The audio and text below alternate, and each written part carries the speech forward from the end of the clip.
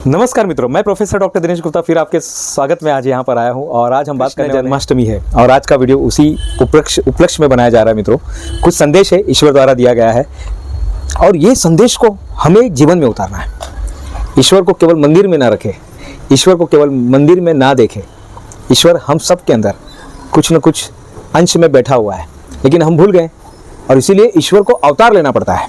ईश्वर को अवतार लेना पड़ता है। क्यों अवतार लेना पड़ता है?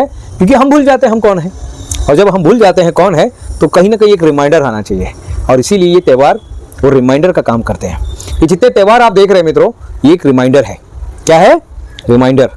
15 अगस्त आता है तो एक रिमाइंडर आता है आप स्वतंत्र हो। 26 जनवरी आता है तो आपको एक रिमाइंडर आता है कि आपके कुछ अधिकार है, आपके कुछ मूलभूत मौलिक अधिकार है। कृष्ण जन्माष्टमी भी संदेश लाया मित्रों। ये संदेश लेके आया है कि आप भी ईश्वर हैं और आप ईश्वर से भी महान हैं। थोड़ा बात कुछ अलग लग रही है, लेकिन मित्रों ये सही है, ये बात सही है। भले ही आपको ऐसा लग रहा है, ऐसा समझ में आ रहा है, लेकिन ये सच है। ईश्वर संदेश देने आया है और ये संदेश देने का पीछे का मकसद है आप भी ईश्वर हैं, आपके अंदर भी ईश्वर का अंश है और आप ईश्वर से महान हैं। आप भी ईश्वर से महान है मित्रों, लेकिन हम भूल गए। मेरी एक फेवरेट कहानी है। मैं हमेशा जब मैं वेल्थी माइंडसेट पे पढ़ाने जाता हूँ तो मैं हमेशा लोगों को इस बारे में बताता हूँ, पैसे के बारे में। तो कहानी सुनेंगे आप? यस, कहानी सुनेंगे। तो कहानी क्या कहती है? एक राजा था और उसको लड़का राजकुमार पैदा होता है, लेकिन जो दासी रहती है ना वो राजा से बहुत घृणा करती है। तो वो बच्चे को क्या करती है? राजकुमार को एक टोकरी में डाल देती है और एक गाँव में छोड़कर आ जाती है।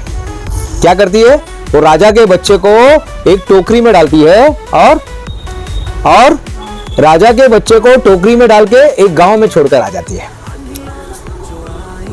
समय बदलता जाता है। अब राजा को बताया जाता है कि उनको तो बच्चा हुआ ही नहीं, जो बच्चा हुआ वो ऐसा हो गया वैसा हो गया। राजा दुखी रहता है और वो बच्चा उस किनारे पर उसी राज्य के एक छोटे से गांव में पलता रहता है। बच्चा बड़ा हो जाता है, वो सबसे साधारण जीवन जीता है। कभी इनके यहाँ काम करता है, जो भी छोटा मोटा काम करता है वो काम करते हुए ज़िंदगी बिताता है। जब वो बड़ा हो जाता है, राजकुमार बड़ा हो जाता है, तो दासी को ना हमेशा लगता था कि मैंने कुछ गलत काम किया है। वो दासी थी ना जो राजा के बच्चे को चुरा के कहीं छोड़कर आती है, उसको हमेशा ऐसा लगता था कि मैंने कुछ गलत काम किया है, मेरे से बहुत बड़ा गलत काम हो गया है। तो एक दिन वो राजा के पास जाती है और कहती है, राजा जी मुझसे बहुत बड़ी गलती हो गई। जो राजकुमार आपके घर में पैदा हुआ था वो जिंदा था और उसको मैंने दूसरे किनारे पर दूसरे गांव में मैं छोड़कर आई हूँ। राजा आश्चर्य हो जाता है। जिस वो अपने आप को जिस एक दुख में वो था, उस दुख से वो बाहर आ जाता है, उसकी आंखें चमकने लगती है। बोले क्या बात कर रहे? बोले हाँ, और आपके लड़के को एक हाथ पर निशानी है, उससे आप पता लगा लोगे। फिर वो क्या करती है? निशा उस राजा को एड्रेस बता देती है कि इस गांव में आपका राजकुमार पल रहा है, लेकिन साधारण जीवन जी रहा है। राजा को पता चलता है, वो सैनिकों को भेजता है। वहाँ पर जाते सैनिक ढूंढते रहते हैं हर जगह, कहाँ है वो लड़का। ऐसा किसी के हाथ में ऐसा निशान है, इसके हाथ में एक निशान था।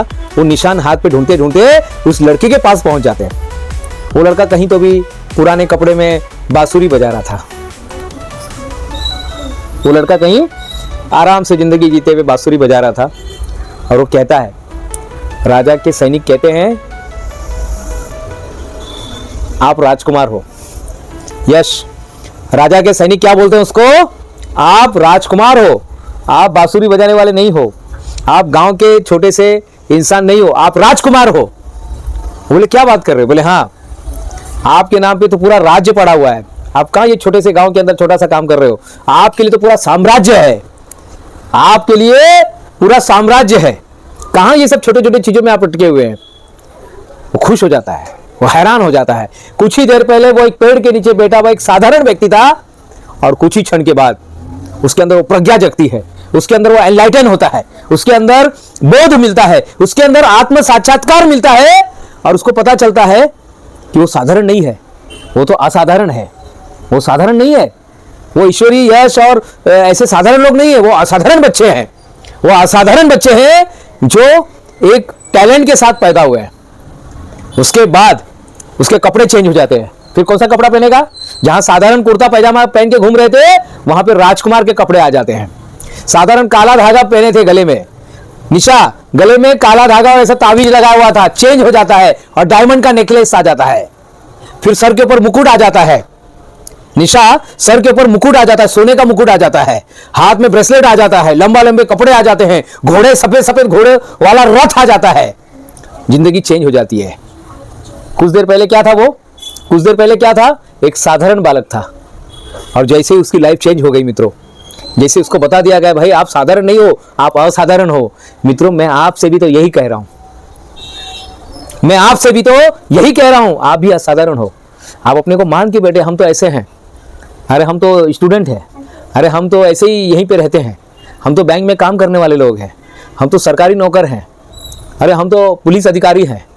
साहब भले आप जो भी है आजीविका के लिए जो काम कर रहे कीजिए ना साहब, लेकिन आप असाधारण हैं, आप असाधारण है। आपके अंदर पूरा टैलेंट भरा पड़ा है। जितने बाल है उससे ज्यादा टैलेंट आपके पास है, उससे ज्यादा टैलेंट आपके पास है, लेकिन हम खुद को पहचान नहीं पा रहे, खुद को पहचान नहीं पा रहे। ईश्वर इसीलिए तो अवतार लेता है कि इंसान ईश्वर से महान है, लेकिन जान ही नहीं पा रहा है। वो बोलता है हमें तो कुछ मिला ही नहीं।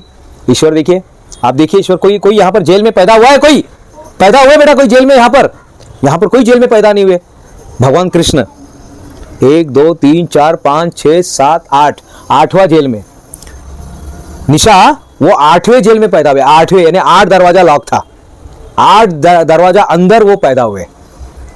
कृष्ण भगवान जेल में पैदा हुए। अभी हम गए थे, हम देख कर आए, मथुरा गए थे, हम देख कर आए, उस जेल के अंदर भी जाकर आए। साहब आप ईश्वर से महान है, आप ईश्वर से महान है, लेकिन आप भूल गए आप जेल में पैदा हुए कोई नहीं। किसी का मामा आपके पीछे पड़ा है क्या बेटा? किसी का मामा, ईश्वरी आपका मामा आपके पीछे पड़ा है? यश आपका मामा आपके पीछे पड़ा है? निशा किसी का मामा किसी के पीछे पड़ा है क्या? नहीं। लेकिन जैसे भगवान का जन्म होता है उसका मामा उसके पीछे पड़ जाता है। इतने बड़े राजा के लड़के होते हुए भी गांव में जीवन बिताते हैं। क्या चराते थे वो? क्या चराते थे? क्या हाँकते थे वो? हाँ, गाय, बैल, बासरू, बछड़ा, उनको वो हाँकते थे। सोचिए ऐसे लोगों के बीच में उन्होंने, उनके दोस्त कौन थे? साधारण थे। सुदामा जैसा उनका दोस्त था। कोई बहुत बड़े लोग बोलते नहीं साहब हम बड़े कॉलेज में इसलिए पढ़ते हैं वहां पे हमको फ्रेंड सर्कल अच्छा मिलेगा। अरे साहब आप अच्छे बनिए, फ्रेंड सर्कल अच्छा बन जाएगा। आप अच्छे बनिए ना। लोग बड़े इंटरनेशनल स्कूल में जाते हैं पढ़ने के लिए, अच्छी बात है, पढ़िए ना साहब, लेकिन उसके पीछे अगर ये हेतु है कि नहीं हमको सर्कल अच्छे मिलेंगे, हमको दोस्त अच्छे मिलेंगे, अच्छी बात है साहब, अच्छे लोग रहेंगे तो आप वहां पर भी दोस्ती कर सकते हैं। ये दोस्ती का ही बात है मित्रों। और उस महल का निर्माण करने वाले व्यक्ति ने उनको पूछा, कृष्णा जी, राजाधिराज जी, कृष्ण भगवान जी बताइए खिड़की कहाँ पे रखूं? बोले उस तरफ मत रखना जहां राधे का घर है, खिड़की वहां पर मत रखना जहां राधे का घर है। सोचिए बड़े राजा होते हुए भी वो क्या बने? वो सारथी बने। इतने बड़े राजा थे लेकिन अर्जुन के वो सारथी थे। अर्जुन भगवान के रथ किसने चलाया? सारा ईगो उसको कहीं था ही नहीं भगवान के अंदर, फिर भी वो सारथी बने। आपको भी कभी छोटा काम करना पड़ सकता है। लोग बोलेंगे कि भाई ये लेकर आ, पानी लेकर आ, ये कर, वो कर, कुर्सी को साफ कर, फटाक से रेडी रहने का काम करने के लिए करते हैं ना हम लोग, शादी में, बर्थडे में, स्कूल में, कहीं पर करते हैं। ईगो साइड में रखिए और काम पे लगे साहब। भगवान संदेश देता है, मित्रों। भगवान संदेश देता है कि वो पहले गलती पर भी सामने वाले को, शिशुपाल को खत्म कर सकते थे, लेकिन वो क्या बोलते हैं? मैं 100 गुना इसको माफ कर सकता हूं, इस बच्चे को मैं 100 गुना माफ कर सकता हूं। फिर 100 के बाद वो जैसे 100 कंप्लीट हो गया 101 में गला काट देते हैं। ये है कृष्ण भगवान, जो आपको संदेश देते हैं। मित्रों आप बहुत अच्छी जिंदगी जी रहे हैं, आपको समर्पण होना है। भगवान बोलते बस समर्पण हो जाओ मेरे लिए आप समर्पण हो जाओ, बस फिर देखो मैं क्या चमत्कार करता हूं। कहां टेंशन वगैरह लेकर जी रहे हैं आप लोग मित्रों? अच्छी नौकरी मिली कीजिए ना, अच्छा काम मिला कीजिए ना, आप पढ़ाई कीजिए ना अच्छा सा, और बाकी सारे टेंशन यहां पर अर्पण कर दो, फिर ऐसा सॉल्व हो जाएगा आपका प्रॉब्लम। ऐसे अभी ऐसे हैं आप लोग, ऐसे जी रहे हैं मित्रों, अभी ऐसे जी रहे हैं, इस तरह से जी रहे हैं। देखिए ऐसे जी रहे हैं हम लोग।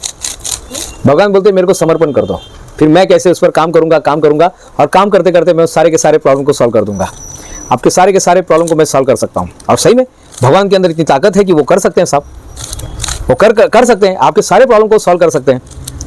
जो हम नहीं कर सकते वो ईश्वर कर सकता है।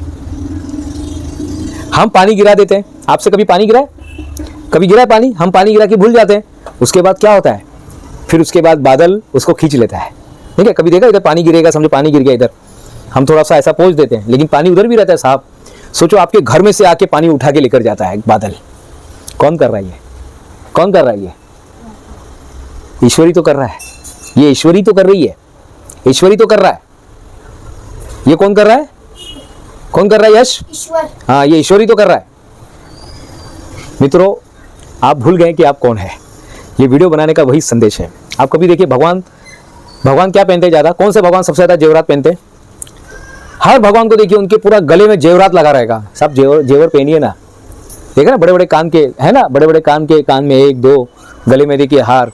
अपने आप को सजा के रखिए ना। यश, कल से एकदम टिप टॉप में आने का, एकदम बढ़िया। हाँ, भगवान बोलते हैं, देखो कौन से भगवान है आपको दिख रहे कैसे एकदम, ये सब भगवान देखिए, सब लोग देखिए, सब भगवान एकदम टिप टॉप में रहते ना, टिप टॉप में रहते ना बेटा, सब भगवान रहते ना टिप टॉप में। हाँ, तो टिप टॉप में रहिए। क्या बोल रहे हैं? संदेश क्या है? अमीर बनिए, अमीर दिखिए।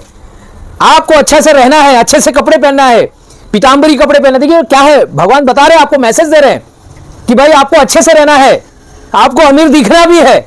आप जब अमीर दिखेंगे तो अमीर लोगों को अट्रैक्ट करेंगे। क्यों जाते हैं लोग भगवान के पास? क्योंकि भगवान देने वाले हैं।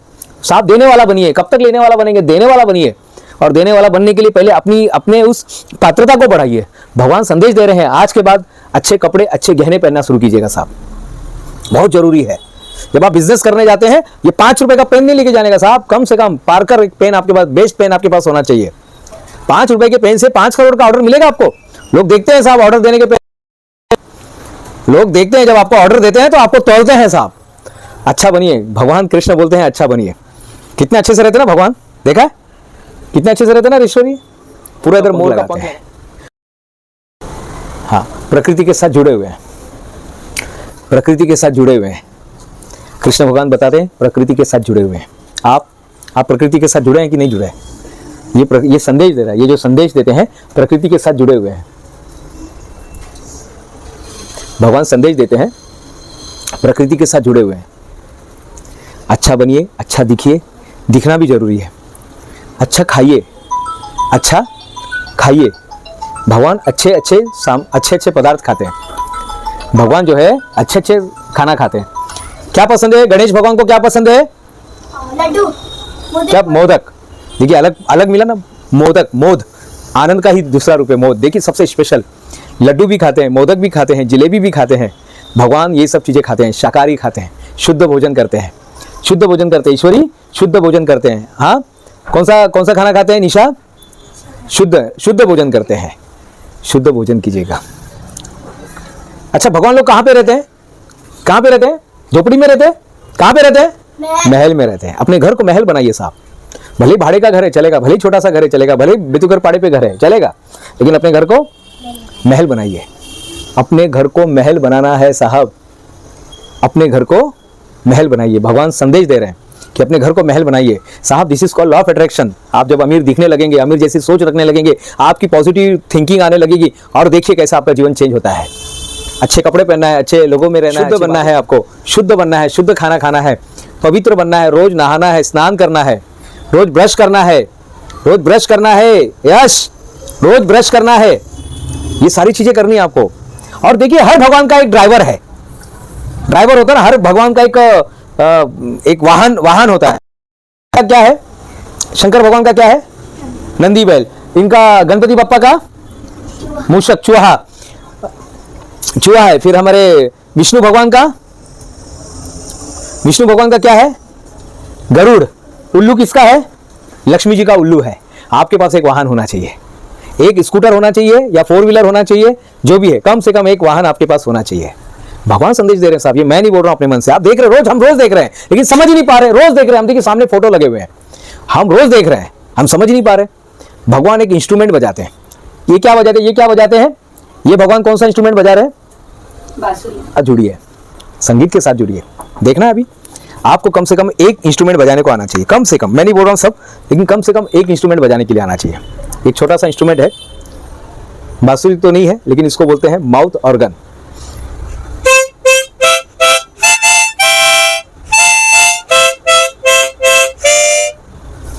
इस तरह से आपको बजाना है। इस तरह से मित्रों आपके पास एक इंस्ट्रूमेंट होना चाहिए बजाने के लिए। ये सारे लोग आपको संदेश दे रहे हैं, भगवान आपको संदेश देते जागो, आप भगवान से महान है। लेकिन आप अपने आप को गरीब मान के बैठे, आप अपने आप को छोटा मान के बैठे, आप अपने आप को बोल रहे, रोज शिकायत कर रहे, रोज कंप्लेंट कर रहे, हमको ये नहीं दिया, वो नहीं दिया, ऐसा नहीं है, वैसा नहीं, ये है, वो है, ये तकलीफ है, वो तकलीफ है, ऐसा है, वैसा है। साहब भगवान भी तकलीफ में आते होंगे आपका ये सब सुन के, बोले यार मैंने इतना अच्छा इंसान बनाया, मैंने इंसान बनाया, इससे बड़ा वरदान और क्या हो सकता है।